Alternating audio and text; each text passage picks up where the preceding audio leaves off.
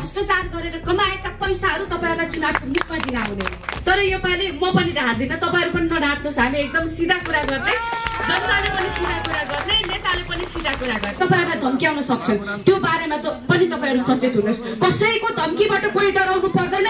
यो लोकतन्त्र भएको समाज हो। कसैले धम्क्याउँछ, कसैमाथि अन्याय गर्छ भनेदेखि त्यसका पक्षमा हामी उभिन्छौँ। पहिला कानुनले बाटो खोल्नुपर्छ अनि त्यसपछि विकास निर्माण हुने हो।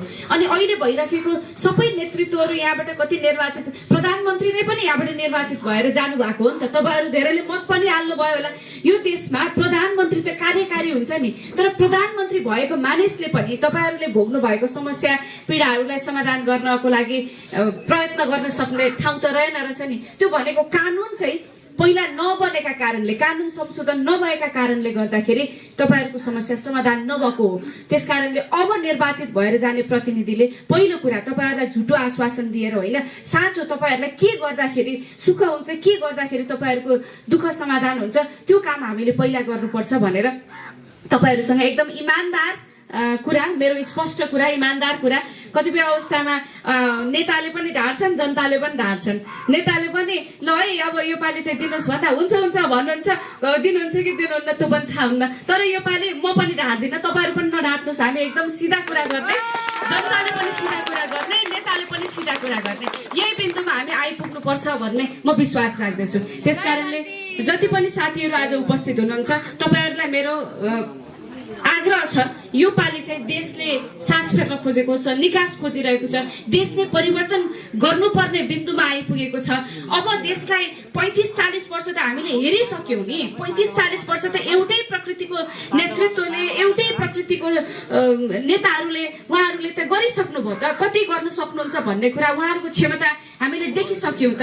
अब उहाँहरूलाई विदाई गरेर उहाँहरूलाई चाहिँ अभिभावकको भूमिकामा राखेर अब हामी नयाँ नेतृत्वहरू यो ठाउँमा, यो देश बनाउनको लागि, यो समाज निर्माणको लागि आउनुपर्छ भन्ने उद्देश्यको साथ हामी आएका हौं। अब चाहिँ नयाँलाई स्थान दिनुपर्छ, नयाँ सोचलाई स्थान दिनुपर्छ भनेर हामी तपाईहरुको सामान्य आएका हौं। मैले अब धेरै कुरा भनिरहेकै छु। धेरै कुरा त तपाईहरुले सामाजिक सञ्जालबाट पनि हेरिरहनु भएको हुन्छ, फेसबुकबाट हेरिरहनु भएको हुन्छ, टिकटकबाट हेरिरहनु भएको हुन्छ। भर्खरै यहाँ मलाई दिदीले मैले तपाईको टिकटकमा हेर्छु नि भन्नुहुन्छ। धेरै कुरा तपाईले मैले राख्ने कुरा त्यहाँ टिकटकबाट, सामाजिक सञ्जालबाट, फेसबुकबाट, युट्युबबाट धेरैबाट तपाईहरुले हेरिरहनु भएको हुन्छ। एउटा मात्रै कुरा भन्छु, यो समुदाय, तपाईहरुको समुदाय, गुरुङ समुदाय, थारू समुदाय, यो समुदाय चाहिँ वास्तवमा भन्यो भने निकै सोझो समुदाय हो। निकै एकचोटि बोलिसकेपछि जे भन्छ त्यसमा अडिग रहन्छ। एकदम इमानदार समुदाय हो। त्यसकारणले तपाईहरुको समुदायप्रति धोका पनि धेरै हुन्छ, तपाईहरुको समुदायलाई धोका पनि धेरै दिइन्छ के। तपाईहरुलाई चाहिँ एउटालाई भनेपछि हुन्छ यो समुदायलाई भन्ने किसिमको सोच राखिन्छ। र जब जब निर्वाचनको अन्तिम समय आउँछ, त्यो अन्तिम समयमा भनिन्छ के यत्रो ठाउँमा त फलानो चीज दिएपछि हुन्छ भन्ने किसिमको कुराहरू बाहिर सुनिन्छ। हेर्नुस्, तपाईहरु जस्तो एउटा इमानदार वर्ग र समुदायलाई आज पैसाले किन्न सक्ने वर्ग हो भनेर त्यसरी सोच बनाइराखेका छन्। यो आफैमा तपाईहरुमाथि गरेको अन्याय हो। त्यसकारणले तपाईहरु अब यो अन्तिम समयमा आएर तपाईहरुलाई प्रभावित पार्ने, तपाईहरुलाई केही कुरा दिएझै गर्ने केही मनसायले कोही मानिसहरू आउँछन् भने त्यसमा स्पष्ट हुनुहोस्। नलिनुहोस् भन्दिनँ म, लिनुहोस्। तपाईहरुलाई कसैले दिन्छ भने लिनुहोस्। किनभने तपाईहरुलाई आज अन्तिम समयमा चुनावको मुखमा आएर कसैले केही कुरा दिन्छ भने त्यो उसको खल्तीबाट हालेर दिन्छ भने के कुरा बुझ्नुहोस् भने तपाईहरुले हिँड्ने बाटो, तपाईहरुले जाने स्वास्थ्य चौकी, तपाईहरु जाने अस्पताल, तपाईका छोराछोरी पढ्ने विद्यालय, यिनैबाट भ्रष्टाचार गरेर कमाएका पैसाहरू तपाईहरुलाई चुनावको मुखमा दिन आउने।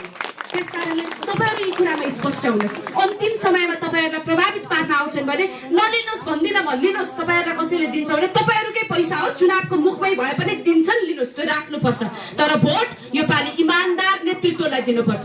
तर भोट यो पालि राष्ट्रिय स्वतन्त्र पार्टीलाई दिनुपर्छ। हुनसक्छ आज अब धेरै साथीहरूले खिचिरहनु भएको छ। यो खिचिएका क्यामेरामा देखिएका अनुहारहरूलाई तपाईहरुलाई खोज्दै आउन सक्छन्। तपाईहरुका आफन्तहरूबाट तपाईहरुलाई धम्क्याउन सक्छन्। तपाईहरुका नातेदारहरूबाट तपाईहरुसँग कुरा ल्याइपुर्याउन सक्छन्। खबरदार त्यहाँ गएको रहेछौ नि, तिमीलाई त म यस्तो दिन्न अथवा तिमीलाई त म यस्तो सहयोग गर्दिन, तपाईहरुलाई धम्क्याउन सक्छन्। त्यो बारेमा पनि तपाईहरु सचेत हुनुहोस्। कसैको धम्कीबाट कोही डराउनु पर्दैन। यो लोकतन्त्र भएको समाज हो। कसैले धम्क्याउँछ, कसैमाथि अन्याय गर्छ भनेदेखि त्यसका पक्षमा हामी उभिन्छौँ। त्यसमा तपाईहरु निर्धक्क हुनुहोस्। र अर्को कुरा, तपाईहरुलाई धेरै आश्वासन दिएको छ।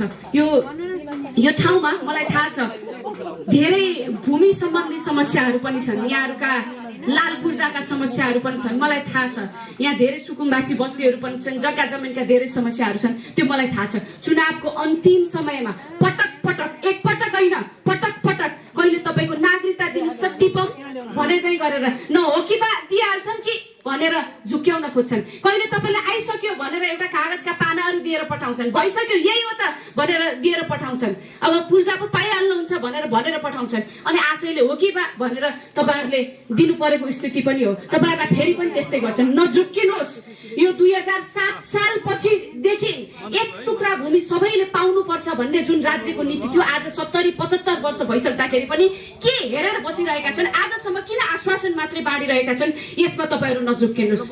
यो लामो धेरै वर्षौंदेखिको समस्या हो। यो समस्या समाधान गर्नको लागि नीति र नियत स्पष्ट भएको नेतृत्व चाहिन्छ। यसरी झुक्क्यानमा पार्नेहरूले कहिले पनि तपाईँहरूलाई हित गर्दैनन्। झुक्क्यानमा पार्नेहरूले आश्वासन दिएर भोट बटुल्नेहरूले अहिले धोका दिन्छन् भने भविष्यमा कसरी धोका दिन सक्लान् त्यो तपाईँहरूलाई ख्याल गर्नुहोस्। म तपाईँहरूलाई मैले धेरै ठाउँमा भनिसकेको छु, एउटा इमानदार नेतृत्वको रूपमा म यहाँ उभिन चाहन्छु। मेरो घर धेरै पर होइन, मङ्गलपुर हो। तपाईँहरूलाई जे केही समस्या पर्दाखेरि पनि मेरो घरको आँगन तपाईँहरूको लागि खुल्ला छ। तपाईँहरूसँग त्यो कानुन बनाउने समयमा संसदमा मेरो काम भएको बेलामा म त्यहाँ आउनु पर्ला, अन्य समयमा म तपाईँहरूकै बिचमा हुनेछु। तपाईँहरूले भोगेका पीडाहरूलाई संसदको रोस्टमबाट यो पटक गुन्जिनै पर्छ, त्यो गुन्जाउनको लागि म तयार भएर आएको छु। धेरै तत्त्वहरू छन् मेरा आदरणीय दिदी बहिनीहरू, मैले देखिरहेको छु तपाईँहरूको अनुहारमा, तपाईँहरूको आँखामा आशा पनि छ, उत्साह पनि छ, थोरै डर पनि छ।